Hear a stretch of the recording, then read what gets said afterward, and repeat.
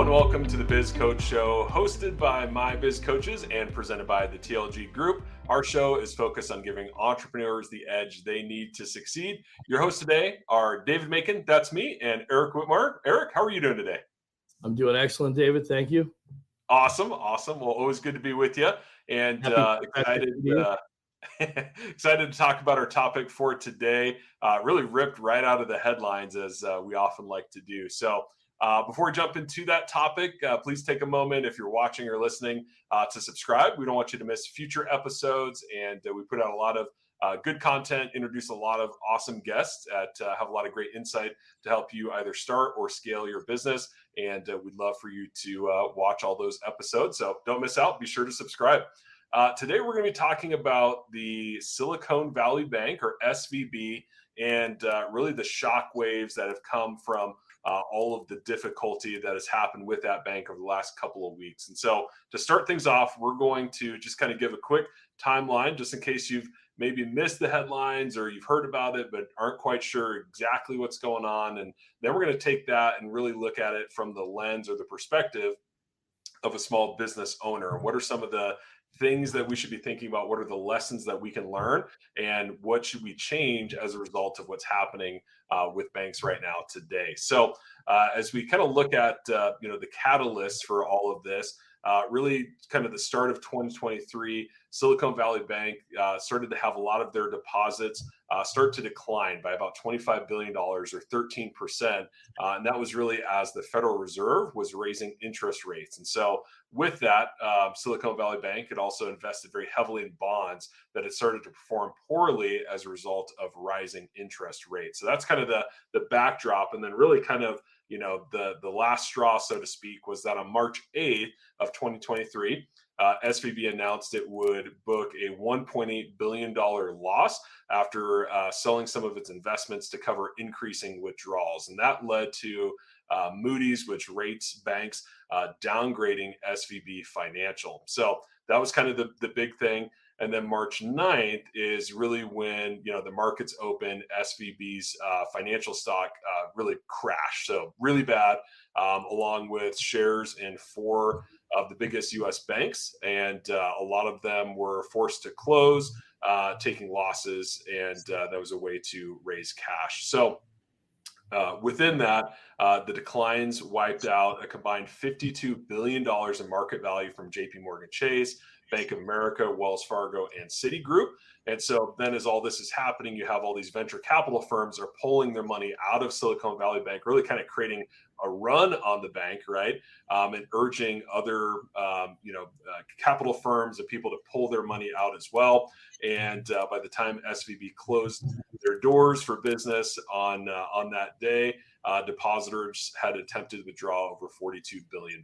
And so, that's really when things were starting to get super ugly. And that's, I think, is, the news and social media was really kind of inflaming that as well. And so fast forward just another day to March 10th, we start to see SVB, basically all of their shares were halted as of Friday morning after a pre-market sell-off. And then that's where federal regulators announced they had taken control of the bank and officially became the second biggest bank failure in U.S. history. So that's why this is such a really big deal, it is pretty unprecedented historically. So after that, March 11th and 12th, kind of over the weekend, a lot of tech startups who were the primary customer base of SVB, they're scrambling, trying to find alternative funding sources to, make things like payroll and day-to-day operations because all their deposits were locked up in the failing bank. And so that was a big deal. And then on March 12th, as worries of bank runs spread to other banks, federal regulators,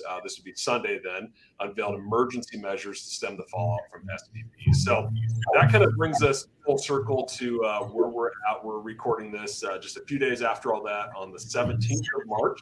And there's still a lot of kind of uncertainty of, was this isolated? Is this going to continue to affect, every bank, my bank as maybe an individual or as a small business owner? And so that's kind of the environment we're in as we record this today. So Eric, as we kind of look at all this, I think you and I, as we were prepping for the episode, really wanted to look at, not adding to the panic, the hysteria, but really understand this, and then really subsequently take it and think about it perspective of a business owner and what can they do with this information? What can we learn from this and what action should we be taking? So I'll just kind of tee it up.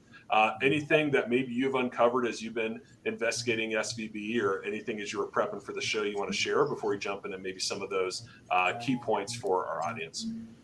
Yeah, so there's some pretty significant takeaways that I think are valuable for us to really kind of dig into. And again, we don't know everything that happened, right? So we're speculating on some of this stuff. But one thing is clear: good, sound business practices were not being used. I think that's been demonstrated on multiple occasions. I've gone through a number of sources to confirm some of this information, but and obviously we're not advisors, we're not giving advice. But the one thing you have to remember, is it doesn't take a brain scientist to figure out what's good business practices. And at the end of the day, the reality is there's a lot of what I want to say. What's the term I want to use?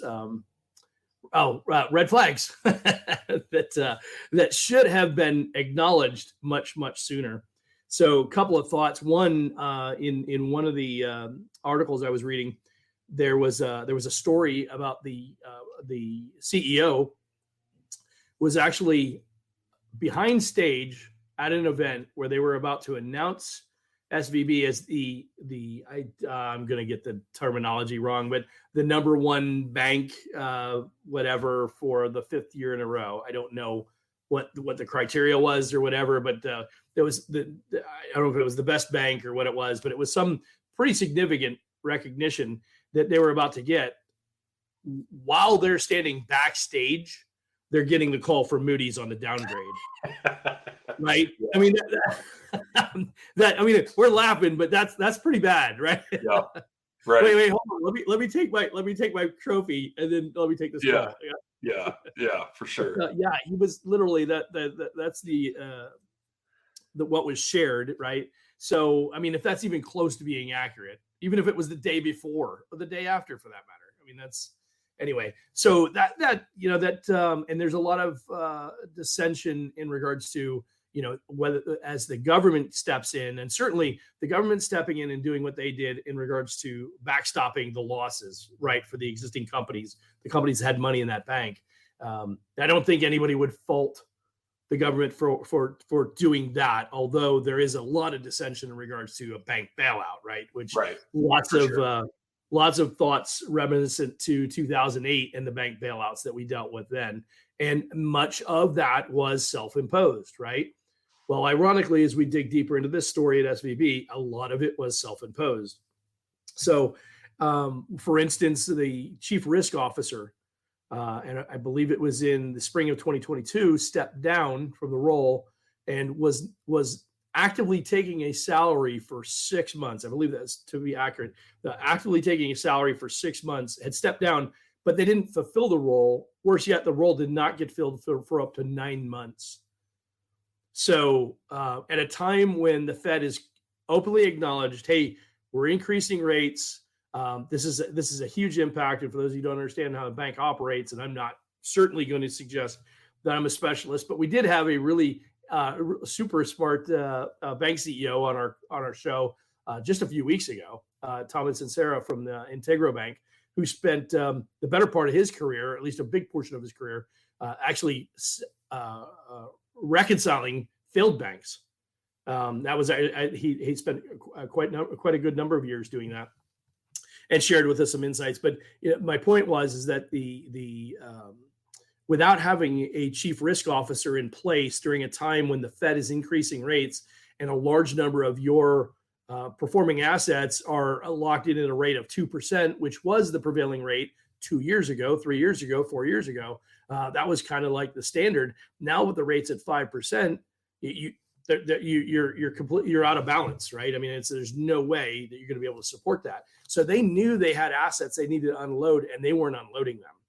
And what caused the run on the bank, to your point, David, was the fact that they tried to dump $21 billion of I don't want to call them toxic asset because that's been way too played, but basically those are not ideal assets because they are mortgage-backed securities in many cases at a much, much lower rate than what the prevailing rate is. And consequently, what ended up happening you dump that much business out there at one time, and that's going to cause a run on the bank, right? I mean, and in addition to that, the messages started getting around, and now all of a sudden everybody's kind of like the investors, the people who have money in the bank are hearing about this, and that's going to throw up red flags and cautionary signs.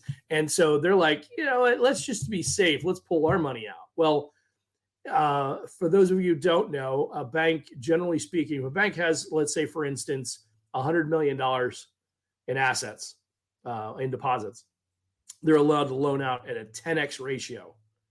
Meaning if I had $100 million, I can loan up to $1 billion. But I only have $100 million in the bank, even though I've loaned out up to $1 billion. And even then, just because I have $100 million in assets, as far as deposits, if I have $100 million in deposits, doesn't mean I actually have $100 million in the bank. Yeah. I'm only required to keep a percentage of that. So we're dealing in derivatives.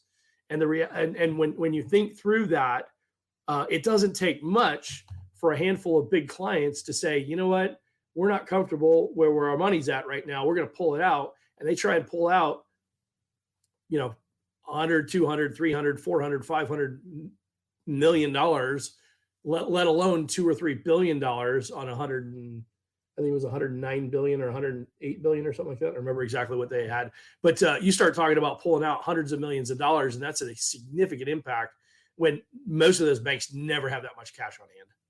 That because it's all invested, right? It's all invested somewhere else, and they're making money on the arbitrage, which is the difference between what they can loan it at versus what they're paying for to hold the money, right?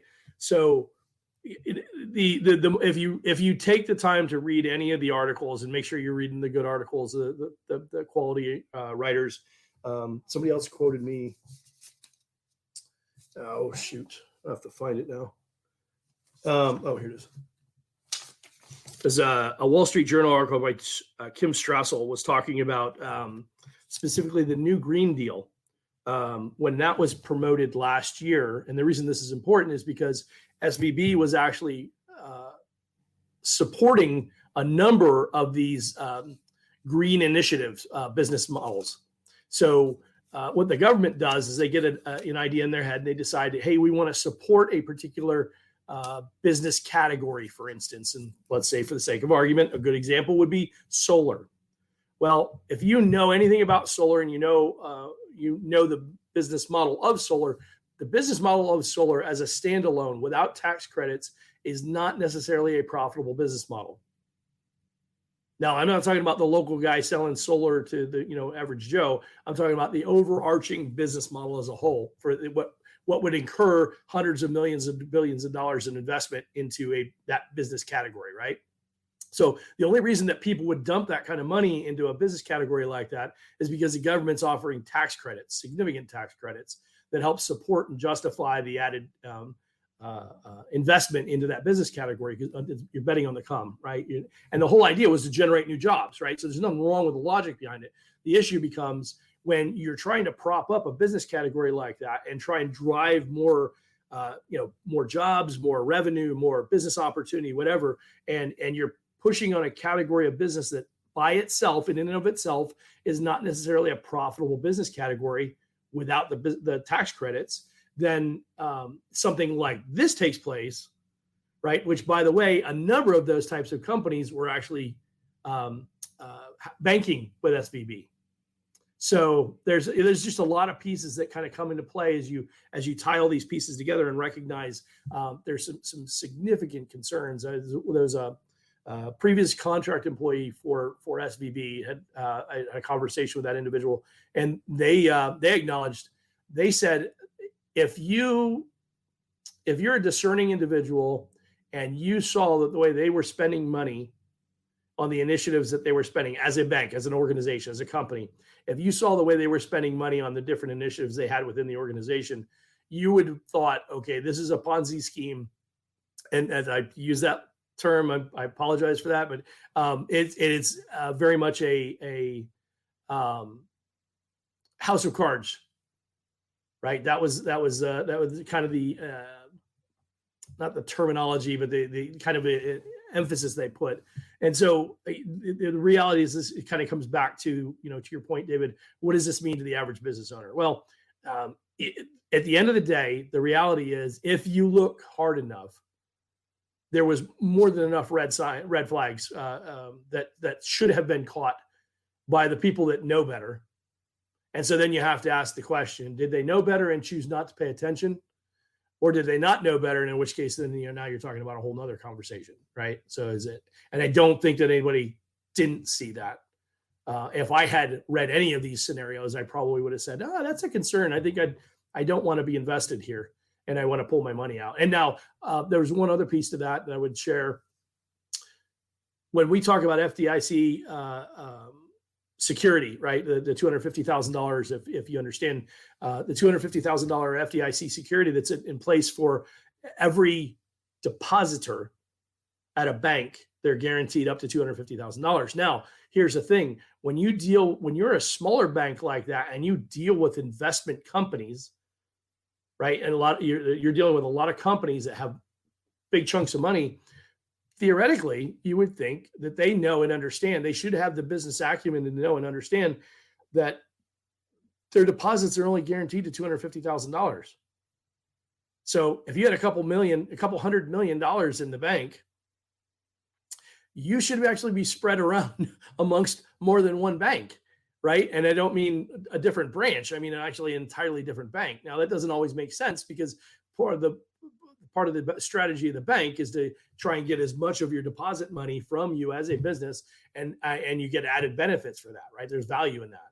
But the downside to that also is there's a lot of inherent risks, and the FDIC is not insured beyond the $250,000 per deposit account, and consequently, a sophisticated business, and I'm saying that if that's somebody who's got tens of millions to hundreds of millions of dollars in the bank, they should know that that's not guaranteed. And that's where some of the, again, rub or dissension comes from, the fact that people are like, well, this feels like a bailout of these big companies because they were not disciplined with their banking strategies or financial strategies. So anyway, to kind of bring it full circle, I think it's important for us to really kind of think through. There's a lot of things that make this feel really uncomfortable. In addition to the SVB, there was also Signature Bank and I believe one other bank that felt similar challenges. I don't know how much of it was directly related to SVB. I couldn't be able to speak to that. But when you hear of a couple of different banks failing, then immediately your antenna goes up and you're like, whoa, hold on a second. What's going on here? All the banks shutting down again? Are we going to run into another issue? Well, then that just exacerbates the run on the first bank, because now there's multiple banks failing out, right? So again, all of that to be said, I say to the average business owner, one, make sure you do your due diligence. Know where you're banking, right? Know where your bank is investing their money, or your money, I should say. Know what they're doing, what's their strategy. Know, first and foremost, that a bank's strategy to make money is to loan it out, right? Now, and what terms they loan it out, there was some questionable loan approvals that were provided to some of the people in these not startup banks, what do I call them? I guess some of them were startups, but the point is that some of these banks were, some of these businesses, were relatively new and did not have solid financial business models, right? In some cases, because they're still ramping up, right? There's lots of times where they have startup capital and they haven't necessarily proven profitability yet. But you got to make sure you're holding on to your cash. So again, it's like you look at that and say, okay, well, if a bank has a lot of those types of depositors, that would make me uncomfortable. So for one bank to really focus a lot of attention on categories of business like startups and venture capital backed companies that are that don't have a lot of proven revenue streams yet, or for instance, I talked about the new Green Deal, right? You got a business model that's not completely vetted. A lot of people complained about Tesla when Tesla first started making a play in the car industry. Elon got a lot of grief because his financial models in the first couple of years, when they were showed a profit, people were like, well, it's not really profitable because if it wasn't for the tax credits, you wouldn't be profitable. Right. And so that's a perfect example of if you had a bank that had a lot of clients like that, there's a legitimate reason to show concern. And so again, the question becomes down to, did people actually pay attention to the red flags so they just avoid them or ignore them because it was financially beneficial to do so? So yeah. I'll stop there to let you kind of offer your 2 cents, but I want to bring it home with that thought of what does that mean to the average business owner? Yeah. I know it's interesting. I'm sure, you and maybe some of our listeners, when all this was going on, the visual that kept coming to my mind was It's a Wonderful Life, right? There's a run on the bank. And so that was a visual I had, but I think it's important to recognize, and as you pointed out, you're talking about a very different client than what we saw in the movie. These are, companies with millions and billions of dollars. And when they make a run on the bank, that can have some big ripples. And so, it's definitely controversial. The government stepping in and actually know quite a few of the tech companies that banked with SVB that, they're starting or they're growing and relied on that for funding. So totally get the human element of it with, trying to make payroll and make sure, we keep the lights on and keep, customers happy that are, engaging with these startup companies. And so I get that piece of it, but then, what's the signal that sends, right? And I think that's really what we're talking about today is, what does that mean for the future? And part of that's we're gonna have to wait and see, but I think, we could take that approach, or as you and I like to talk about, that's not an effective approach for the small business owner. So I think for most individuals, with their banking, probably not a big deal. But for a small business owner, you may have, a lot of money in a bank, well over that $250,000 FDIC, insurance amount. And so what should those individuals or those businesses be thinking about? And so I think maybe we start, Eric, where you talked about evaluating your bank. And so I think a couple things to look for is, first of all, is the bank FDIC insured? I think that's of course an important starting point. Sure. You talked about kind of loan to deposit ratio. That's an important metric. Capital ratios, profitability of the bank, right? Those are all things that we can be looking at. And I think, if somebody has never looked into that before, there's a ton of websites out there that measure things like that. You can go as basic as like Bankrate, or you can go to it's the FFIEC, which is the Federal Financial Institutions Examination Council. Bit of a word soup there, but they they have some really detailed reporting, and they actually have a Uniform Bank Performance Report, the UBPR, and you can find your bank on there, and it has a lot of that information, and you can really get into the nuts and bolts of your bank and their financial performance and some of those different things. And so I'd say that's probably a good starting point. And Eric, I know you feel similarly based on your comments, but anything that you would add, and then maybe we can talk about kind of diversifying a little bit next. Yeah, I think the everything you suggest is dead on, right? I mean, the main thing is do your own due diligence. The at the end of the day, if 2008 didn't teach me anything, it definitely taught me to do your own due diligence. Yep. There is and has been for a number of years this belief that if you're Ivy League educated, and this is no knock on education or anybody from an Ivy League school for that matter, but if you knew this, if you have this level of education and you're in the financial industry, you know how to invest, and that probably couldn't be a further assumption than from the truth than anything else. The reality is, at the end of the day, it's there are significant numbers of people that are as capable of making those types of investment decisions as anyone else, but it requires due diligence, and most people don't want to take the time to do the due diligence.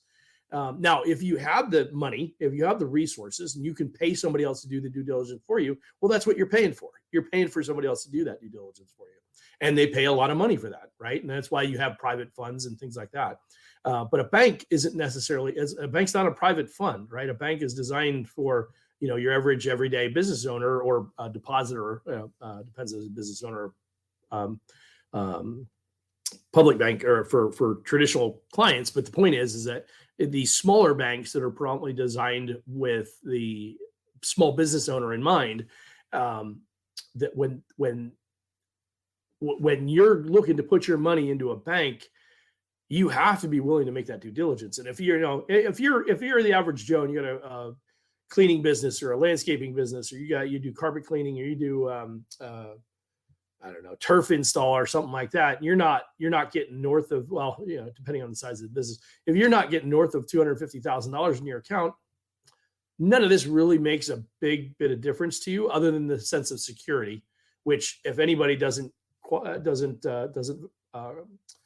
appreciate that anymore these days. So that would be a major thing on my mind anymore. But and in 2008, everybody felt like, oh, this would never happen again. And it was all because of the mortgage securities and all that kind of stuff. Well, some of this was mortgage security related, but it wasn't just mortgage security related. And quite honestly, yet again, it happened with a couple more banks. So the reality is, at the end of the day, was it the caveat emptor, buyer beware. When you're looking for, if you're a business owner and you're looking to put your money somewhere, you need to do your own due diligence. And I know that sounds trite, and it sounds like, oh, well, yeah, of course. Well, yeah, most people don't. For the same reason that most people don't when they sign an agreement, they don't read all the legal detail. Well, they don't have a vested interest in screwing me, so I should be okay in signing this agreement.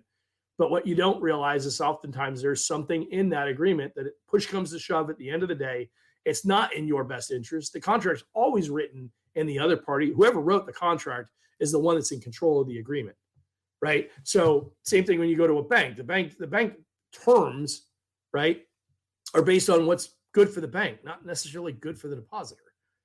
Now, the idea is, if you do your due diligence and you figure out, what does this bank stand for? What do they support? Who are their ideal clients? Now you get a better feel for, whether or not this bank would be a good fit for your business. And as I said, if you don't do the due diligence, then you're basically putting yourself out there and you're exposing yourself.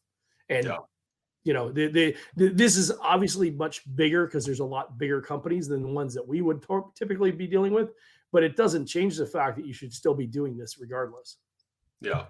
And I would just add, just to expand on what you said, not only is the bank a good fit, but is it a safe fit, right? That's really what you have to evaluate. And that's where, just going beyond, I like the guy I talked to, or, they had some favorable rates, or, I like some of the perks they offer, right? Those things are great, but you really got to, kind of pull back the curtain and look at some of those financial measurements, because that's really going to determine if it's, solvent or not. Absolutely. And I'll share this. There was I can't corroborate this, so I'm not, I'm just bringing it up as a thought. There were some reports of some less than credible loan practices with certain clients, and one of the strategies that often happens with the company as they grow and scale, before they're really financial or cash rich, I should say, they have equity, right? And the equity is worth a certain amount of money. Well, a bank will often come in and loan. For anybody who's seen We Crashed, that's a prime example of exactly what I'm talking about.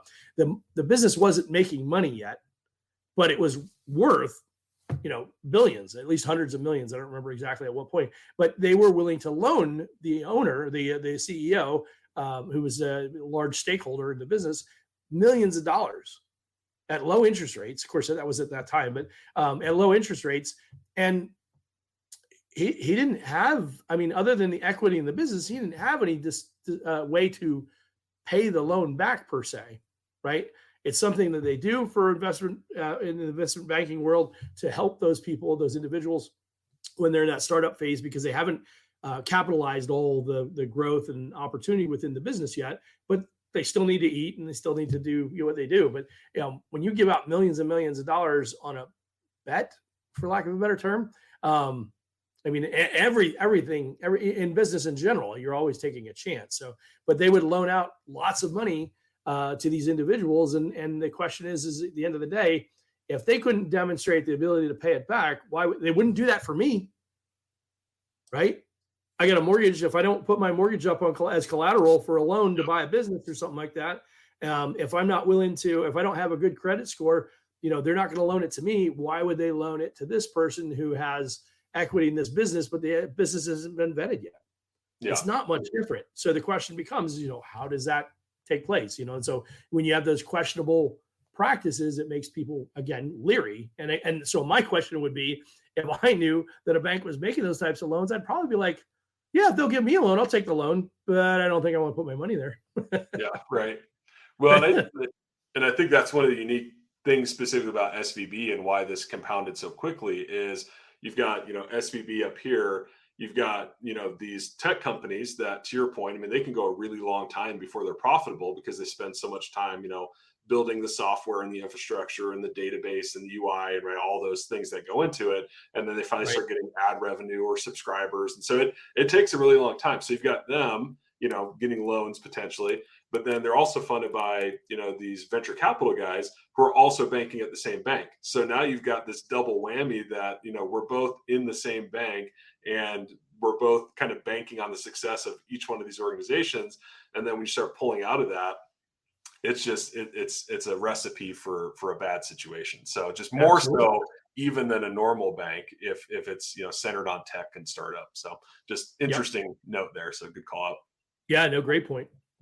So cool. Well, let's talk for a minute then about kind of diversifying, because I think that's one of the big takeaways from this, especially, like we mentioned, if you're, well above that, $250,000 range and, maybe you've got millions, tens of millions, et cetera, what should you be thinking about with diversification? So one of the things that I came across as I was kind of doing the research on this, one of the recommendations was considering mixing smaller regional banks with some of the larger national players. And so I think that's a really interesting strategy. And this is something that we talk about, not specifically with funding, but with supply chain, right? With COVID, we saw the supply chain disruption. So we're always talking about exploring alternatives. And we're not necessarily saying you have to, split your money equally across all these different banks. But what happened is when SVB, kind of closed their doors and was trying to minimize the fallout, people couldn't get to their money. And so if you at least have money and funding sources a couple of different places, it sounds like everybody at SVB, they're going to be made whole and they're going to be able to get their money and the government's helping make that happen, right?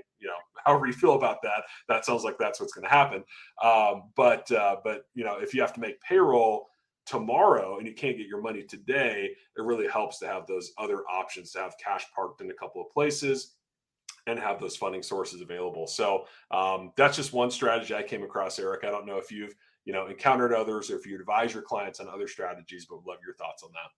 Yeah, no, it's actually a valid point. And I'm generally speaking, and I don't want to share a bias that's inappropriate, but I'm not a big fan of bigger banks, but not because of the reason that a lot of people would assume, more so just because when you're a small business owner and you're trying to, grow your business and do what you need to do to grow your business, you kind of want to partner.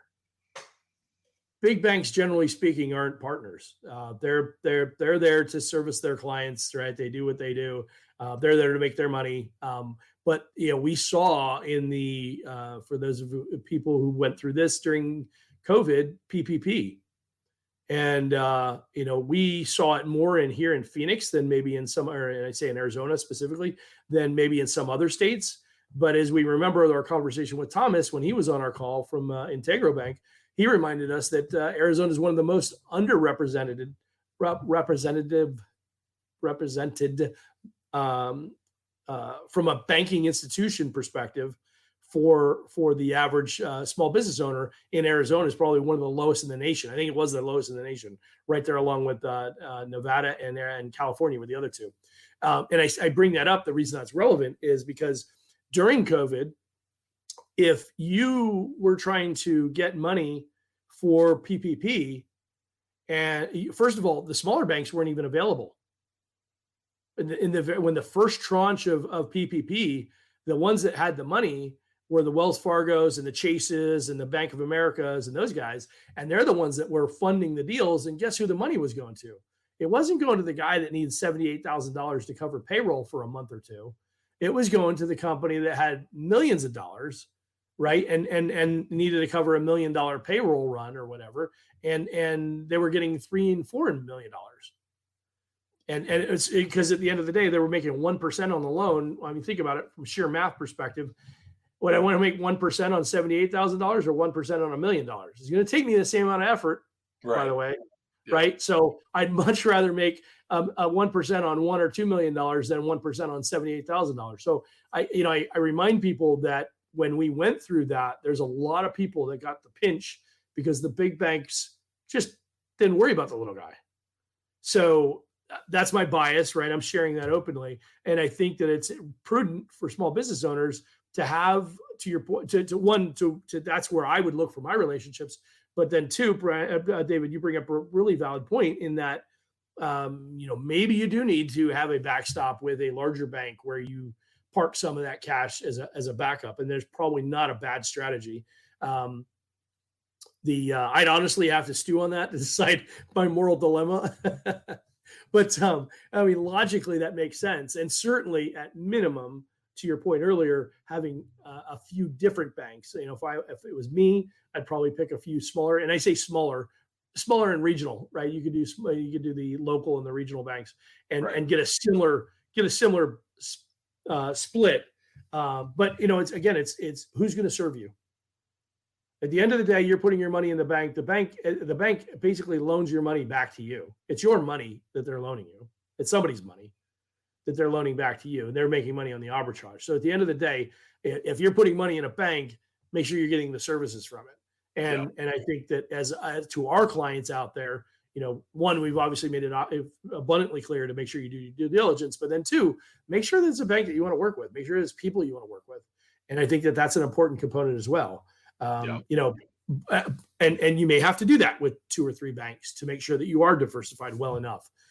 Again, some of this is overkill for somebody who doesn't have a bigger business, but if you're in the, 1 to 10 million in range, as far as how much cash you move through your bank account in a given month, you probably need to consider 2 or possibly 3 banks just to hedge your bets. Yeah. I'd say, especially right now in our current environment. I mean, if Absolutely. you're not already doing that, it's the right environment to make that kind of diversification play.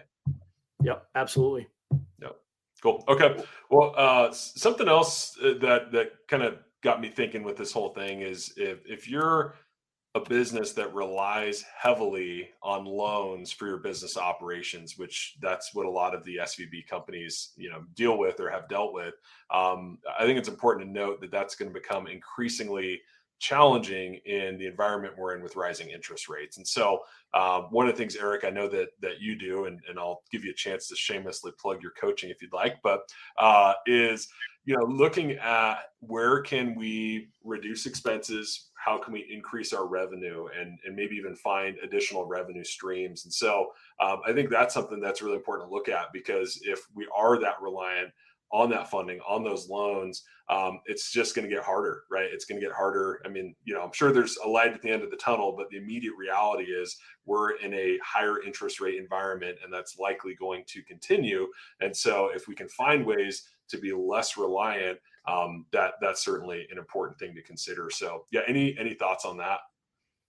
Yeah, valid point. It's interesting. People don't realize that the bigger you get as an organization, the more you have to you can't avoid using credit. Like I have some smaller clients that, they pride themselves on the fact that they never had to take any loans to build their business. And that's a great thing to hang your hat on, right? I mean, it's amazing to be able to say that. The reality is you also have to ask the similar question: how much growth does that cost you? Mm-hmm. Right? How many opportunities have you had to pass on because you didn't have access to capital that was necessary to do some of the things you needed to do? And often we can lose sight of that in the intent of being, super conservative.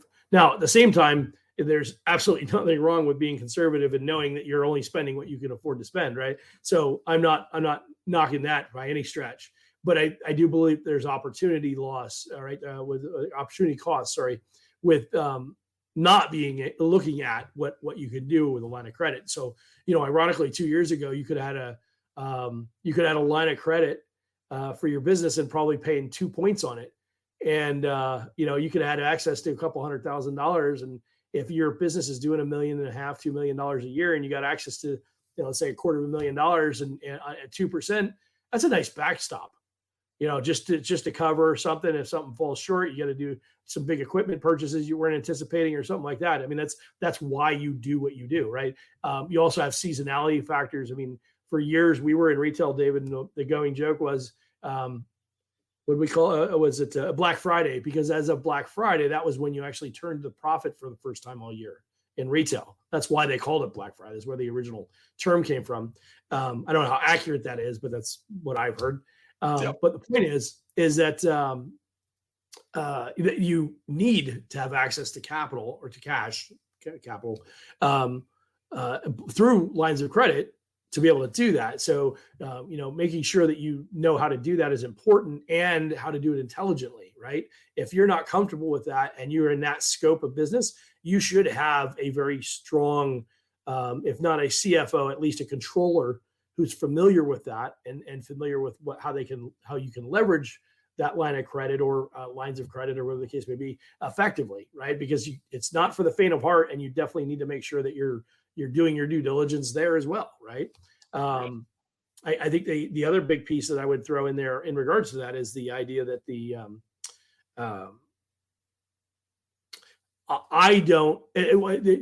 mentioned the cost cutting, right? Again, if 2008 taught me anything, right? And we're definitely on the edge of a recession, down in a recession, wherever you want to call it that we're at. There's definitely categories of business for certain. Real estate, mortgage industry, certainly one of them right now, that don't have the cash flow that they had literally a year ago, right? There's people in the mortgage industry that a year ago were, if they produced $400,000 in total commissions as a solo or maybe 2 or 3 person office, they're doing a fraction of that, and we're not talking like half. It could even be a third or a quarter of that, right? I mean, it's big time ugly in that particular category of business right now. So my point is, without credit, without credit, you're screwed. But that's not even a good thing, because there's no guarantee that that's going to rebound in the next 3 months. So the other question is how do I cut back? What are the costs? What are the costs that I can scale off, or I can peel off and reduce my cost exposure, drop down my expense load? There's a lot of pieces that go into that. And one of the things that we will often encourage our owners to consider, like, for instance, those that take salaries, don't take a big salary, take it in distributions. That way you don't get fixated on a lifestyle. Let's say, for instance, a business does $1.5 million a year and they net $250,000. You could easily pull a $200,000 salary as the owner of that business, right? I mean, assuming the math and everything like that, but that should support a $200,000 salary. However, if it were me and I'm talking to the client, I would suggest that they do maybe $100,000 salary, maybe even $80,000 salary, whatever it takes to pay the necessary minimums, and then take either quarterly or semi-annual or even annual distributions. One, I can't give tax advice, but one, it's a better tax positioning. But more importantly, two, it's a better scenario for the business. Because if there is a situation like this, where all of a sudden 6 months later, the business isn't what it was doing before, but you got yourself committed to a certain, salary level or whatever the case may be to maintain your lifestyle, and you've adjusted your lifestyle accordingly, now all of a sudden you got a huge nut that you're trying to cover, and the business doesn't support it. And that's a quick way to bury the business. So, being super disciplined in that regard is really important as well. And, what kind of things can you cut costs on? We could spend hours on that. As a matter of fact, we have a referral partner that we reference out. She's a franchise owner of a company called Schoolie Mitchell. And she'll actually be at our event that we're having in April. We've been announcing the last couple of weeks. But, one of the things she does, she helps business owners assess what are all the expenses they currently have, and which ones can they afford to kind of cut back on or peel off entirely in some cases. For instance, we have a client right now that's going through that process, and they just made changes on their phones, and they're going to save $300 a month for their phone line system in their offices. Wow. We got at $300 a month. I mean, that's a lot of freaking money when you think about it.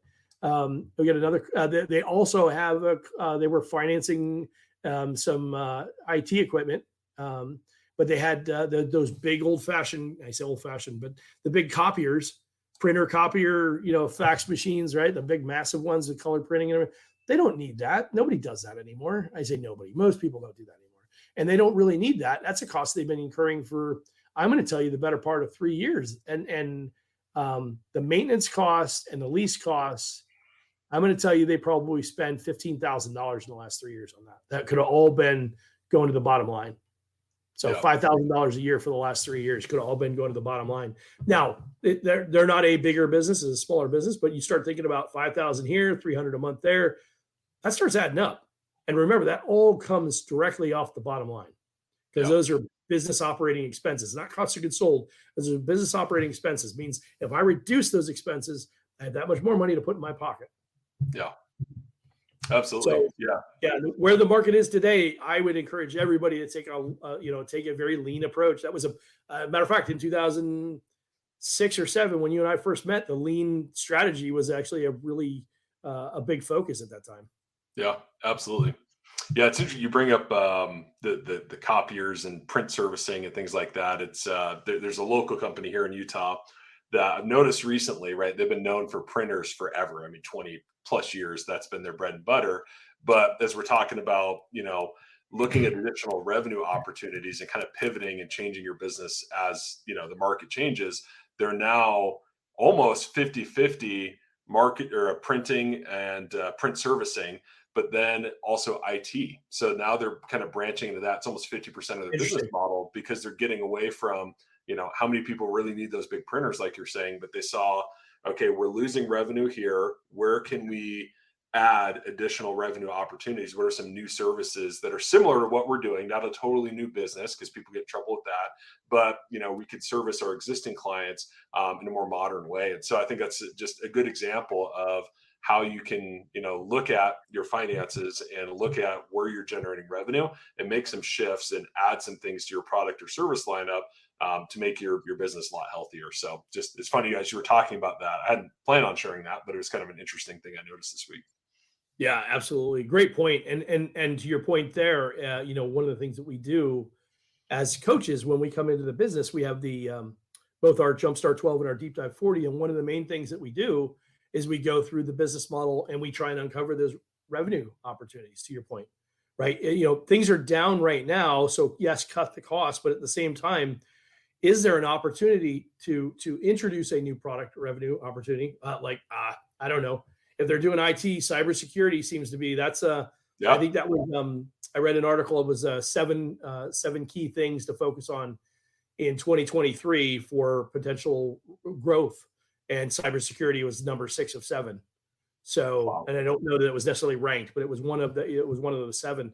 And so to your point, I could add a cybersecurity service, and I'll bet you that everybody that you were selling printers to probably had computers, and they probably need cybersecurity service or some kind of solution. That's a recurring maintenance revenue opportunity, right? That you could be charging, and it replaces, to your point, the printer revenue that you were bringing in from before on a lease or a maintenance agreement or whatever. Yeah. And that's really the benefit of bringing on a coach, right? Is that additional perspective and uncovering those opportunities that sometimes you don't see because you're so in your business, you can't detach and see the broader horizon. So when you mentioned it, they've been doing it copiers for 20 years. Yeah. The reality is, if you did something for 20 years, what is the likelihood that you're going to be able to look at it with a fresh set of eyes? Right. Yeah. It's almost not, it's not even realistic to think that you would be able to, because you have, it's not just the tunnel vision that you get locked into, but it's also an emotional attachment to it. Right. Nobody wants to be wrong. Yeah. Right. Absolutely. So it's hard to step back from it and say, okay, if we're not getting what we want, what could we be doing differently? And sometimes, like I said, it just takes that fresh perspective of somebody else saying, hey, just out of curiosity, would you ever think of doing this? Yeah. Right. Very true. Cool. Well, hey, as we're talking about changes, I think one of the other things that's worth noting is, with SVB, but just in general, is so important to stay informed. And I know that, we're really busy, and, our show's obviously catered towards small business owners who are even busier than most, right? And so it can be challenging to stay up to date on what's happening locally, regionally, nationally, and globally. But I think every one of those is important because they all have an impact. And so I think it's important to find some, quality news sources some newsletters. I subscribe to a number of them, but they refuse to sponsor our show, so I'm not going to mention them by name. But they give you just, more than a headline, but not, hours of reading. Just a couple of key need to know bullets, and then, you're on with your day. So I'd say, reach out, find some of those, and that can certainly help. But always approach the news from the perspective of, how does this impact me? How does this impact my business? And I think that can help really make sure you're looking out for things and understanding things as they're happening, just like SVB. Absolutely. Yeah. And it to your point, 2 days into this whole debacle, it's it's like, I should probably pay attention to this. Let me do some due diligence. Let me read in a little bit. And initially it happens, you're like, doesn't affect me. 2 days into it, 3 days into it, you hear this on the news for 3 to 5 days in a row, it's going to have an impact on you somewhere, somehow, some way. It's going to have an impact on you. If that got that much attention, chances are there's some kind of fallout somewhere else, right? That you'll feel it. And it may not be a direct impact. It may not be the life-changing or anything like that, but it's at least, to your point, something you should be aware of, because you make better decisions when you have more information. Right. The more information you have, the better you can make a good quality decision. And our challenge as business owners often becomes the fact that we get so caught up in the minutia of our day-to-day that not only do we lose sight of, how to effectively run the business at times, meaning we get focused on, this is what I always do. But in addition to that point, we're also locked into this ideology, I guess, for that what's going on over here doesn't impact me over here. Right. And our world is far too global. There's too many things that are interrelated. If I think, I go back just a couple of years ago when Trump was putting all the sanctions in place on China. Yeah.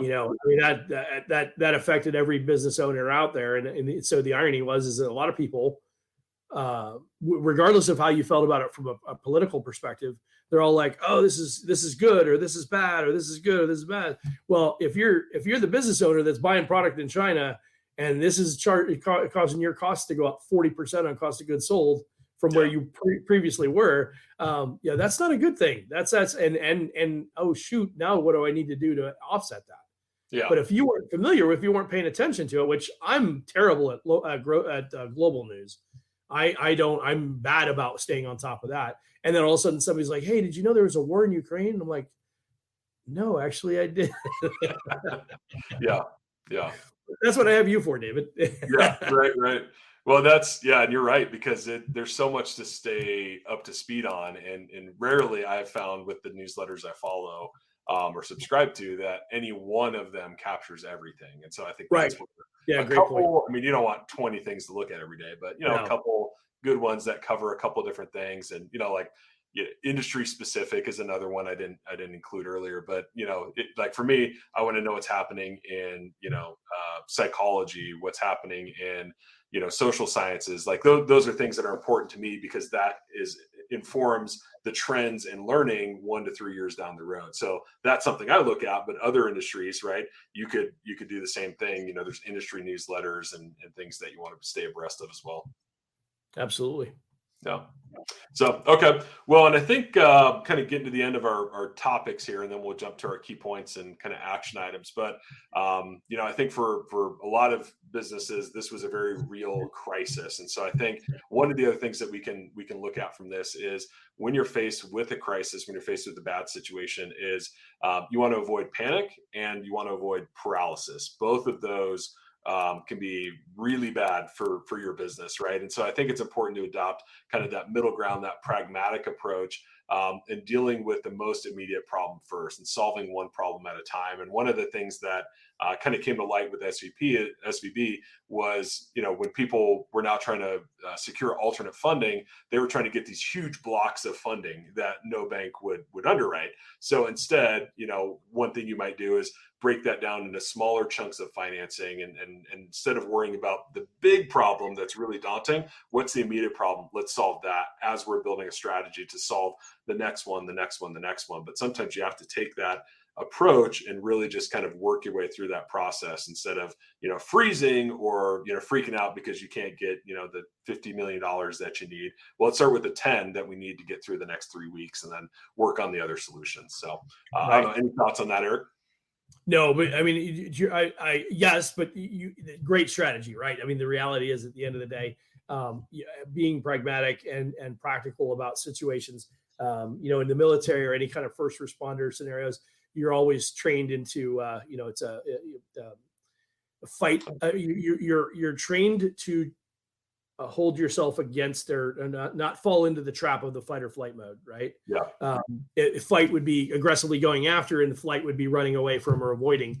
And in those scenarios, neither of those are good solutions when you're dealing with a business problem, right? So when something doesn't go the way you want it to or intended it to go, it's certainly easy to get emotionally tied to it and get frustrated, but that's not going to solve anything, right? Right. Good, bad, or indifferent, it's not going to matter. I mean, I've watched clients actually have good situations happen and then make decisions based on that success in the short term, only to find out later it was a short-term phenomenon. It wasn't sustainable, and it wasn't going to sustain for any significant length of time, but made decisions based on that. And consequently, 3 months later, had to come back and go, yeah, sorry, we actually hired some people that we shouldn't have hired, so now we need to let you go. Right. Yeah. It's like, there's nothing more disruptive than doing something like that. I mean, bad enough that you, in the shortfall that you miss something, but to make a decision like that, bring people in and then turn around and say, yeah, sorry, we're going to let you go.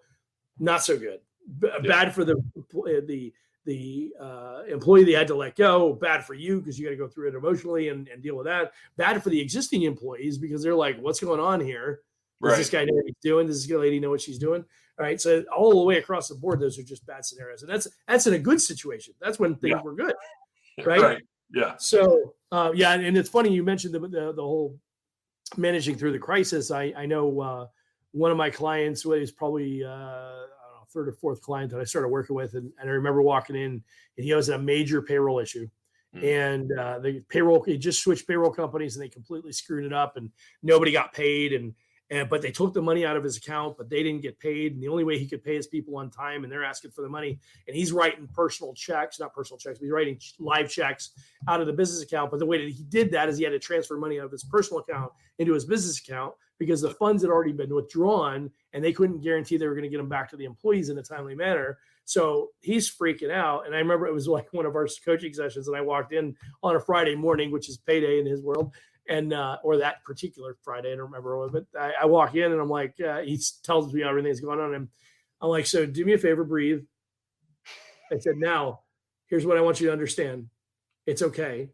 Because this is not the last time this is going to happen. Yeah. Right. Yeah.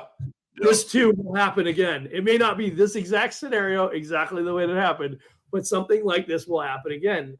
And you're just going to have to take it in stride. I mean, a good leader, right? That's actually another piece that I would add to that, to your point, David, and this is up your alley, but good leaders know how to manage crisis, right? They know how to keep a level head. They know how to strategize and work through and, get through the emotional component because you can't avoid dealing with the emotion. Yeah. But manage through the emotional part as quickly as possible and then get to okay, this is going to make an impact. This is going to improve the situation. This is how I'm going to solve this, even if it's in the short term. And then we'll work on a long-term solution to your point earlier. But the reality is it takes a good level-headed person to be able to do that. And anybody who's in a leadership role or somebody who's running an organization, you have to be capable of doing that because you will, if you're a small business owner, and I don't think we've ever shared this on this show, but I saw it one time in a cartoon, and it was the what people think their path is going to look like in starting their business. And it starts here in the bottom left, and it's like a 45-degree angle straight up to the right. And it's like, this is what you think it's going to look like. And then what it really looks like, and it's like a squiggly line going all over the place, different directions. So and so at the end of the day, every one of those pivots represents some kind of decision tree or process you had to work through, right? Is it something good or bad? Regardless, you had to make a decision, and some of that is crisis that you have to work through. So. Right. Yeah, absolutely. No, and that's very true. And just our final talking point here, and then we'll do key points and action items is Nothing adds to a crisis like silence. And so I think that it's Oh, so great important point. to communicate with your employees, with your customers. And going back to something you said, Eric, it may not affect you at all, but if it's dominating the news, you need to address it, right? And let your people know and reassure them, hey, we're good, we're funded, I've checked in with our bank, I've talked to the CEO at our bank, and he's assured me everything's good to go, and here's why it's good, and here's what I've done, the steps I've taken to protect us, and how we've diversified our risk. And you may not need to go to nth level of detail on it, but I think when you're that proactive, especially with your employees, but also with your customers, and sending out a newsletter that, hey, you're probably seeing this, don't worry, we're all good, we didn't bank with them, we've got 3 other banks that we use and all of them are solid, like that does so much for your goodwill with your employees and your customers. You wouldn't believe it. So I think that's one of the key things is do your due diligence, gather the facts, gather the information, and then communicate, as quickly as you feel comfortable, because you want to make sure that, the rumor mill isn't getting out ahead of the facts. And if there's an absence of information, people tend to create their own, right? I think we've seen that. That's right. Yep. And so it's just super important to proactively communicate in these situations, especially in crisis. Yeah, great point, David. I couldn't even add to that. That's dead on. The only thing I would say is that I think that we had probably one of the best examples we could have possibly had in our professional careers when we were at Express. Mm-hmm. I felt like, for the most part, the owners, at any time that there was a questionable concern or some angst that was building or something like that, the owners were really quick to share details. Yeah. Particularly with the executive leadership and then with the middle management, and make sure that we were, if there was unfounded rumors or something like that, they would squash them and allow us to stay focused on what we needed to do and get the job done on a day in and day out basis. And that is, again, great leadership, right? A good leader knows and recognizes that there's disruption in the model, and I need to go and deal with that now, because it'll only make things better if I address it and deal with it now. Yeah. Yep. Absolutely. Well said. And I couldn't agree more. Just an amazing example to follow for sure. Agreed. So, cool. Okay. Well, hey, let's recap a couple key points. We covered a lot of information throughout the episode here today. I think one of the main things is make sure you're keeping a close eye on cash flow and expense management. We also talked about looking for ways to reduce your reliance on high interest funding, right? Because that's only going to get harder. Look up alternative partners for your business. Specifically, we're talking banks here today, but that applies to vendors, supply chain, all that. Subscribe to a couple go-to news sources that are going to push information and updates to you, so that'll save you time but keep you informed. Adopt that pragmatic approach to managing a crisis that we discussed, and make sure you communicate proactively. And then in terms of action items, go check your bank's health today, right? Make sure that where you have your money right now is safe. I mean, not even exaggerating, like hit pause, actually after Eric talks, then hit pause, and then go check your bank, make sure things are good. And then also, just touting our services, but this is, certainly an important thing that everybody should consider, is working with a coach to help you navigate your business finances, right? I think this is very apparent that you need to be protected. And if you're not sure how to do that, you're not sure what steps to take, you're not sure if you're in a good financial position, reach out to My Biz Coaches. And I'm sure they would love to walk you through, again, that Jumpstart 12 or that Deep Dive 40 to really make sure your business is in a good spot. So those are a couple action items. Eric, let's talk real quick about your live event on the 7th and 8th, and then anything else you've got happening at My Biz Coaches. Thanks, Dave. Appreciate that.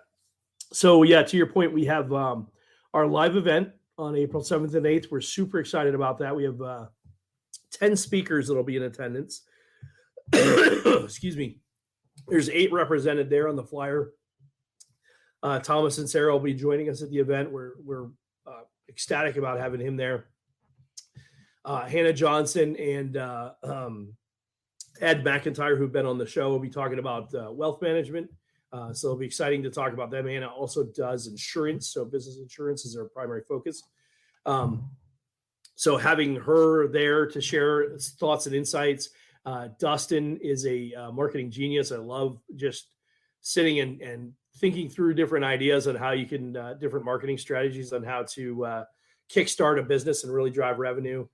Brandon's the CEO of HOA.com, but he also wrote the book Raving Referrals, and what they're building at HOA in regards to a network referral system, or activating your network so you can leverage a referral solution. And we all know that the best form of new business is through referrals, right? Then we got Jack Duchesne. His Next Evolution is a personal development organization. One of the things he's going to talk about is the mindset of a business owner. So kind of referenced earlier about the life cycle of a business. But then we have Chris Posey, who's been on the show as well, talking about HR, payroll services, things like that.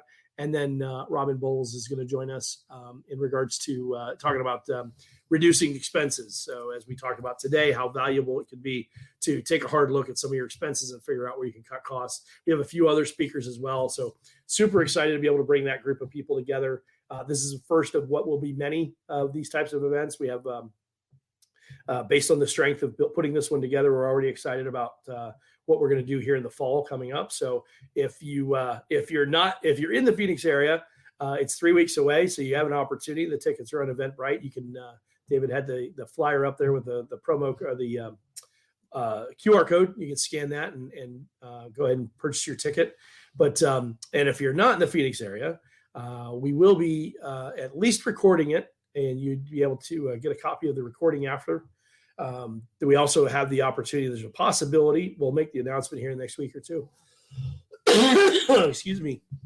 But we'll make an announcement on whether or not we will live stream the event. So we're excited about the opportunity to potentially do that. But should be a lot of fun. Food's included, breakfast and lunch both days. So lots of great, powerful people, and should be a great, awesome time. Awesome. Cool. Well, yeah, I know a lot of planning, a lot of work has gone into it. Eric was humble. He didn't mention, but he's going to be, of course, speaking as well at the event. So if you even like just a little bit of what you hear on our episode, you're going to want to see Eric live and really dive deep into some pretty cool stuff. So be sure to check it out and get your tickets. So with that, we'll wrap up for today. As always, we appreciate those who watch and listen. And if you haven't already, be sure to subscribe so you don't miss future episodes. And again, we thank you for hanging out with us here on the Biz Coach Show. Eric, we'll see you. Thanks. Thanks, David. Appreciate it. Yep.